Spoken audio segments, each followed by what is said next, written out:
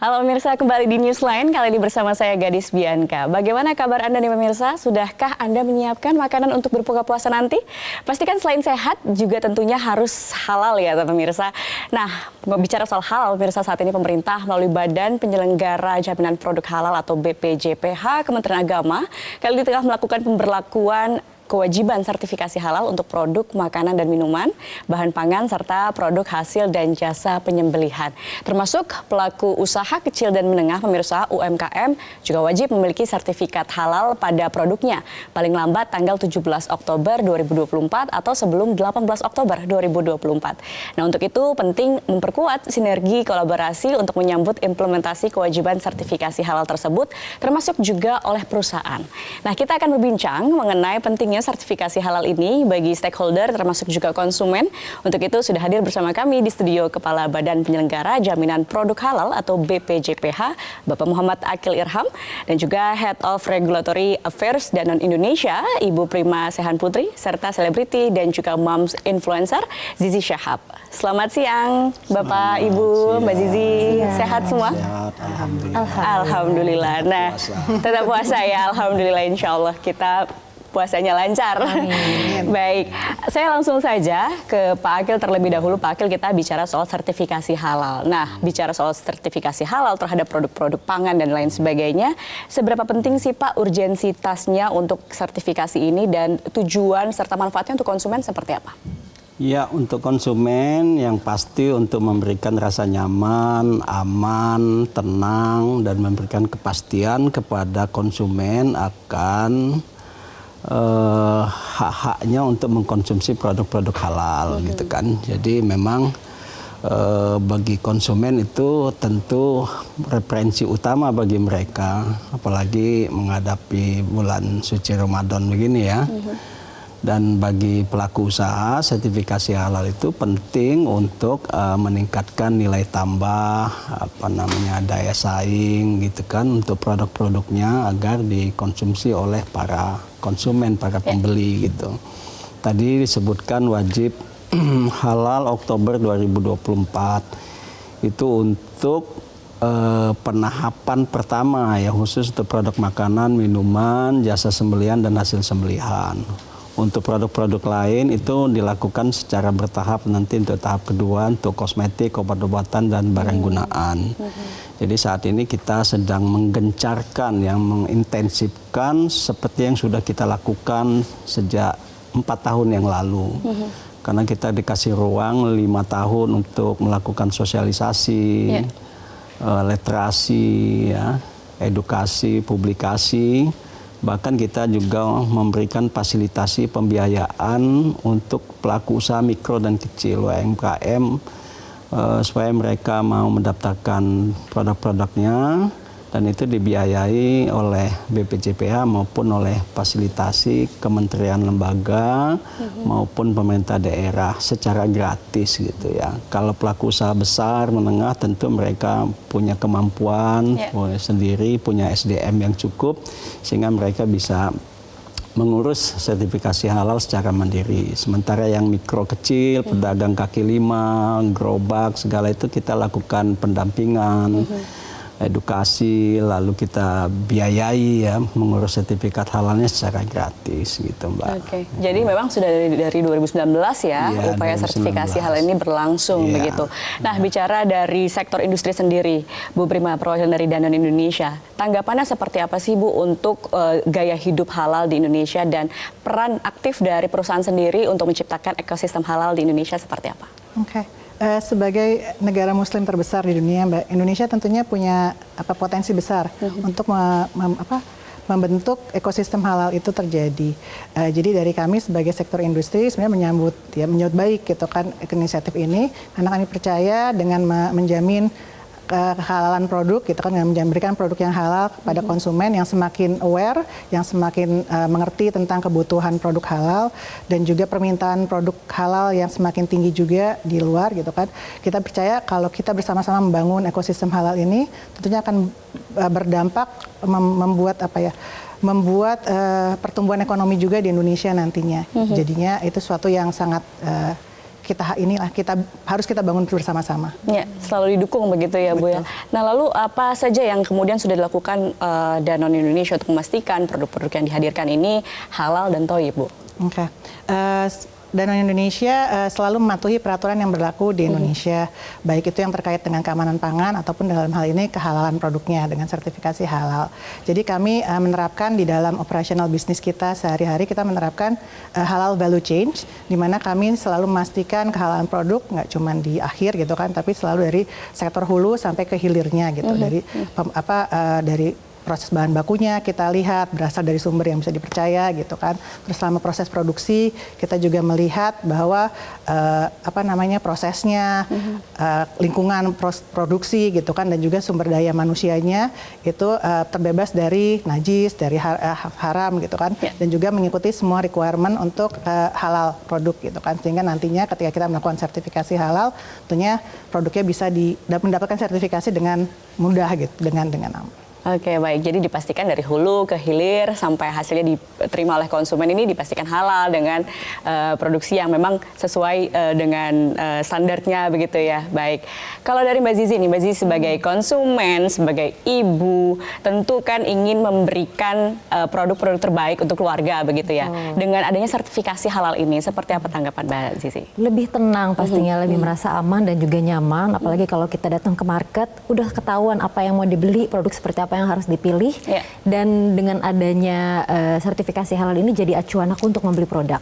Dan ini juga sudah mulai aku berusaha untuk edukasi ke anak-anak di rumah supaya mereka lebih aware lagi ketika beli sesuatu tuh harus cari label halalnya. Kalau udah ada halalnya berarti aman dan nggak apa-apa kalau mau dikonsumsi. Oke, ini jadi sebuah kebiasaan baru ya, mengecek atau melihat apakah betul ini sudah bersertifikasi halal gitu. Menarik sekali perbincangan ini Bapak Ibu, nanti kita akan sambung lagi pemirsa usai jeda. Tetap bersama kami di Newsline.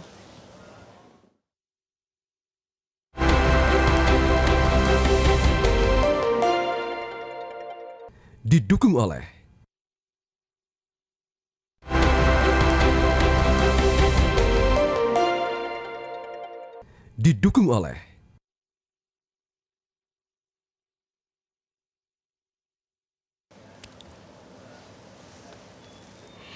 Anda kembali di Newsline pemirsa, kita masih berbincang soal sertifikasi halal yang terus dikejar ya Pak ya sampai Oktober 2024 tanggal 17, betul?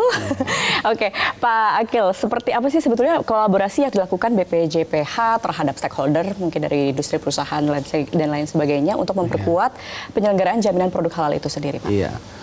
Sinergi dan kolaborasi BPJPH dengan pelaku usaha, asosiasi pelaku usaha, perusahaan-perusahaan besar, menengah, kecil, UMKM, begitu juga sinergi kolaborasi dengan kementerian, lembaga di tingkat pusat, begitu juga dengan Pemda di daerah, itu senantiasa kita lakukan secara intensif ya, supaya program sosialisasi, edukasi, literasi ini sampai ke masyarakat, baik sebagai konsumen maupun sebagai masyarakat, sebagai produsen ya, pelaku usaha.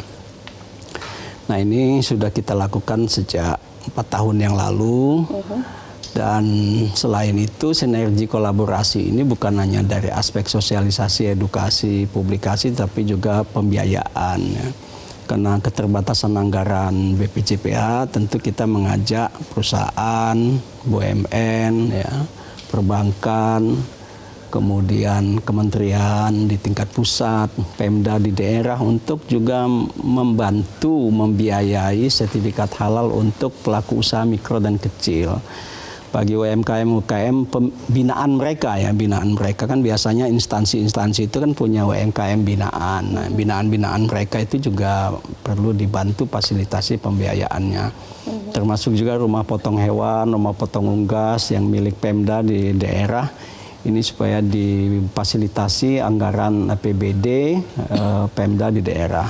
Apalagi sekarang sudah ada peraturan Menteri Dalam Negeri, sinergi dengan kita, sudah memberikan ruang kepada Pemda untuk menyiapkan anggaran agar UMKM kita siap untuk melakukan kompetisi dengan perusahaan-perusahaan yang akan hadir ke Indonesia atau produk-produk yang akan masuk ke Indonesia yang sudah bersertifikat halal.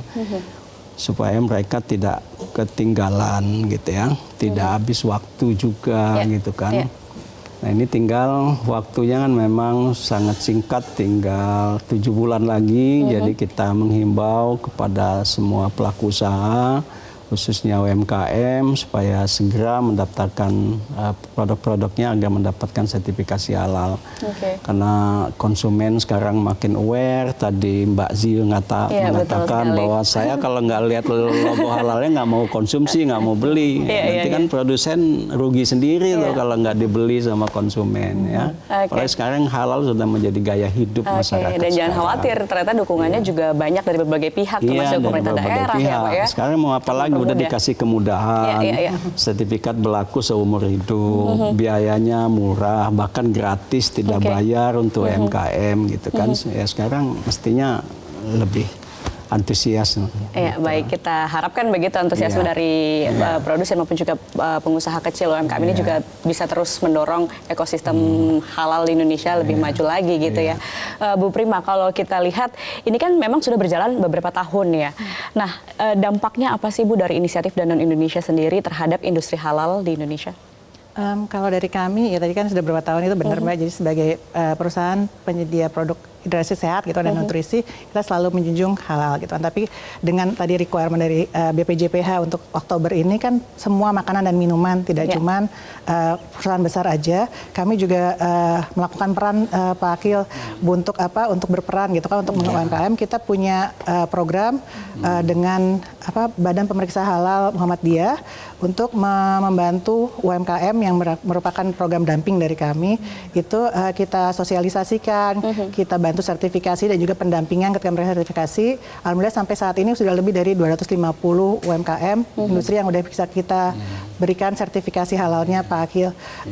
Terus juga selain itu tadi gaya hidup halal juga betul Mbak, sekarang sangat-sangat orang sudah mulai lebih aware. Jadi kita juga selalu melakukan edukasi, sosialisasi terhadap masyarakat juga, terhadap konsumen gitu kan, pentingnya gaya hidup halal yang tentunya nantinya berharga sehat dan sustainable gitu kan untuk produk halal. Dan terlepas tadi udah dibilang ini bulan Ramadan, tentunya adalah saat yang baik untuk lebih meningkatkan awareness tadi terhadap pentingnya produk halal dan konsumsi sehari-hari untuk produk halal gitu. Oke, baik. Selain fokus terhadap komitmen halalnya, begitu, bagaimana kemudian upaya Danone Indonesia dalam berkontribusi mendukung akses nutrisi dan juga hidrasi sebagai bagian dari ini mempersiapkan SDM unggul, karena kita kan juga tahu ya Indonesia Emas 2045 ini sangat digaungkan begitu. Bagaimana Bu Prima?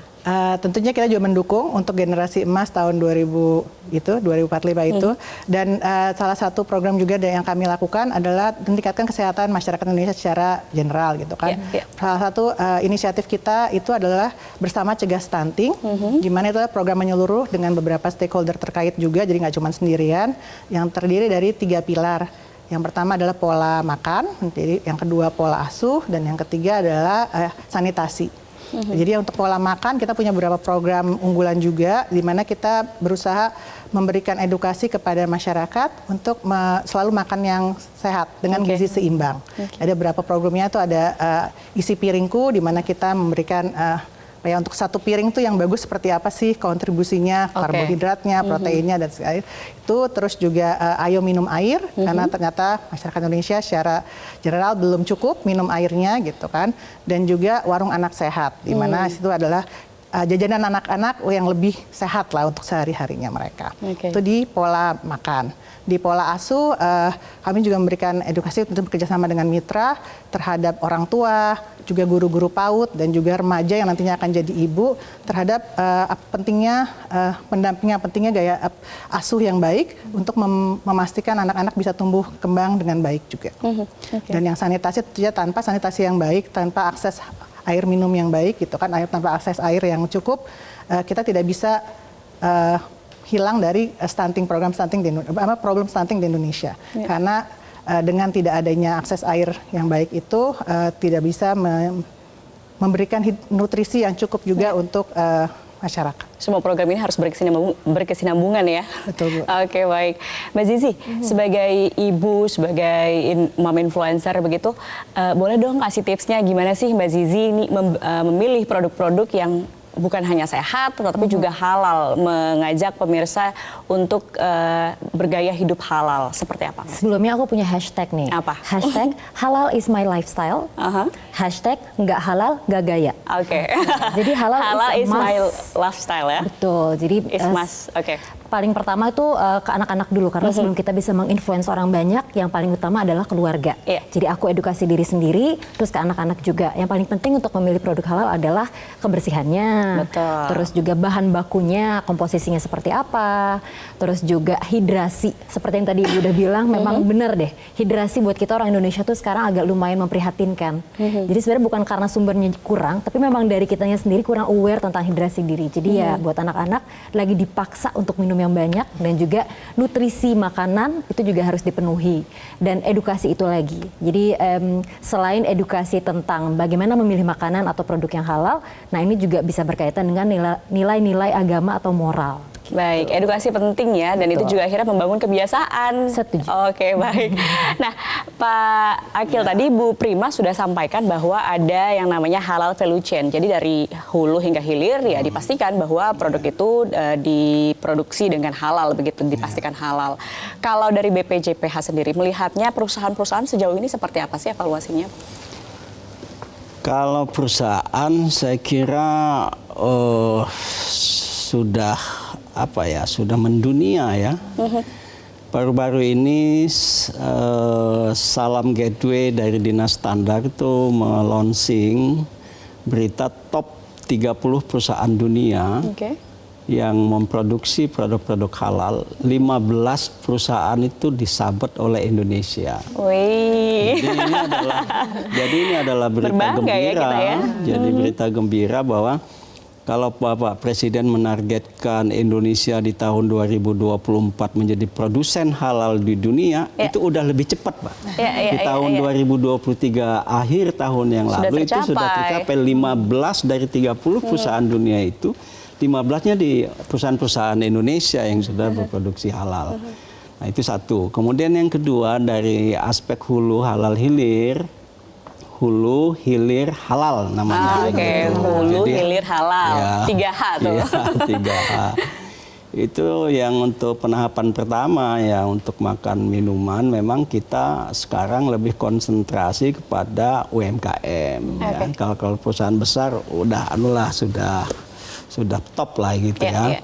Oleh karena itu kita intervensi melalui kegiatan-kegiatan wajib halal Oktober 2024, WHO 2024 sejak bulan Maret, April, Mei ini 3 bulan berturut-turut. Tiap minggu kita turun serentak dilakukan di berbagai daerah. Itu untuk mengoptimalisasi sosialisasi yang sudah kita lakukan selama ini gitu ya. Dan yang hulunya itu yang problem yang sangat mendasar itu rumah potong hewan, rumah potong unggas. Karena bakso, rawon, sate, apalagi itu mie ayam, itu kan semuanya berbahan daging. Nah, dagingnya itu dibeli dari rumah potong hewan, rumah potong unggas yang sudah bersertifikat halal atau belum. Kalau belum, nanti ini yang pedagang-pedagang ini tadi belum bisa disertifikasi karena unsur dagingnya belum bersertifikat. Ini di hulunya, di sektor hulu. Oleh karena itu kita berkolaborasi dengan berbagai pihak untuk pembiayaan sertifikasi halal di sektor hulu ini ya, rumah makan rumah potong hewan, rumah potong unggas. Itu yang saya kira kita konsentrasinya di situ. Kita biayai ya, kita dampingi dan kita biayai gitu. Baik, jadi fokusnya di 2024 ini lebih di situ ya Pak, ya, UMKM kecil, rumah penyembelihan supaya didorong untuk dapat bersertifikasi halal. Terakhir Pak, boleh soal WHO wajib halal Oktober 2024 dijelasin sedikit, dan pemirsa maupun juga untuk para produsen untuk bersertifikat seperti apa Pak? WHO itu kan siapa? Siapa kau? Produsen atau konsumen gitu. WHO juga adalah World Health Organization, kan organisasi kesehatan dunia. Jadi halal itu memang berkaitan erat dengan higienitas ya, soal mutu, kualitas produk gitu. Jadi memang halalan toibah. Nah itu yang kita edukasi ke publik gitu ya. Jadi bukan semata-mata halal seperti Mbak Aziz tadi, juga sehat gitu kan. Nutrisinya, hidrasinya cukup gitu kan. Nah, lalu kita percepat karena waktunya tinggal 7 bulan. WHO ini kita on the spot itu ke daerah-daerah supaya jemput mereka bola ya, jemput Pak, bola ya? gitu, Oke. jemput bola supaya mereka Baik. mau daftar. Jadi jangan lupa 17 Oktober atau sebelum 18 Oktober 2024 harus bersertifikasi halal ya Pak Mirsa ya. Terima kasih Ya, Pak Akil, makasih, Bu Prima, Mbak Zizi atas Mbak waktunya Zizi. sudah bergabung di Newsline. Perbincangannya sangat menarik sekali. Namun sayang waktu jua yang memperisahkan kita. Baik pemirsa, demikian perbincangan kami kali ini. Terima kasih atas kebersamaan Anda. Sampai jumpa.